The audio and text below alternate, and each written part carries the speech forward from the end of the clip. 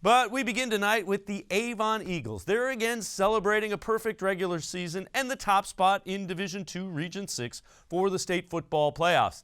This team has been through a lot during the season, but the scariest days were just before the season started when their tight end Jake Burdick was told he might not be able to walk again, let alone play football. Burdick's return to health is amazing. He's hoping to play football for the Eagles again next year as a senior. Kyle Goodwin has the story of Jake Burdick's journey. The Ohio Lottery Partners in Education program is proud to salute Jake Burdick from Avon, this week's Shining Star.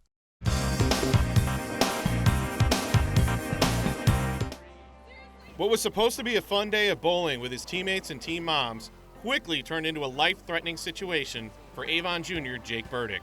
Jake told his mother Lisa that he couldn't see out of his left eye and was losing feeling in his left arm, side, and leg. Fear of the unknown, honestly, of I didn't know what was going on, and that's what scared me the most. Lisa, a registered nurse, quickly responded and the ambulance was called. I can't even explain how I felt. I called her, she was in hysterics pretty much, so then all the stuff started going through my head with, you're thinking wheelchairs and walkers and driving them around and all that stuff. Jake was taken to the ER and later transported to the Cleveland Clinic.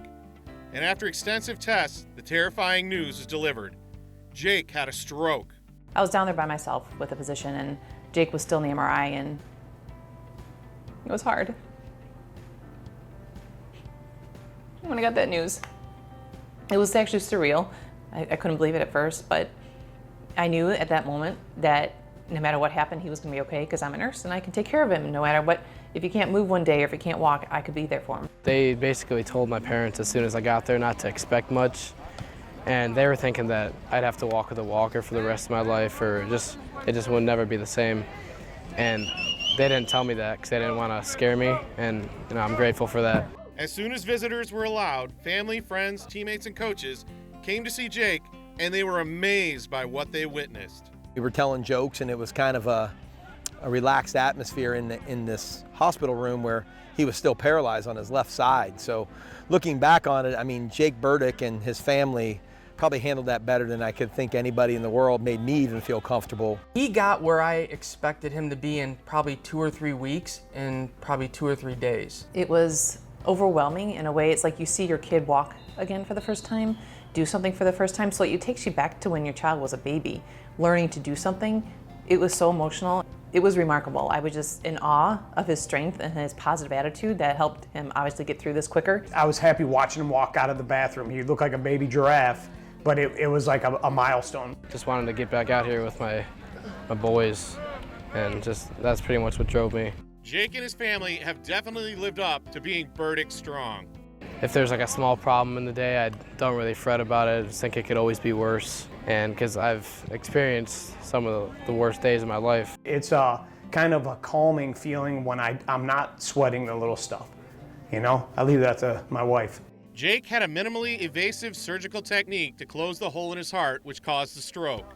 And after a few months, Jake should be good as new and maybe even ready to put on the Eagles jersey for his senior year in 2020. He didn't go 2 minutes without getting a text message or a call or a Snapchat or whatever they do. It was everything. The mayor coming to see him, celebrities sending him videos. It was crazy. Crazy. That's what got him through it. They're the reason that I am here just as well as I am, because of all the support. And at that point, I knew that I was going to be just fine. This community's second to none when it comes to people in crisis. The people rallied around him and his family, and Jake made it so easy to do because when you showed up, there was really not the fear level that there probably should have been because of his mindset and his attitude.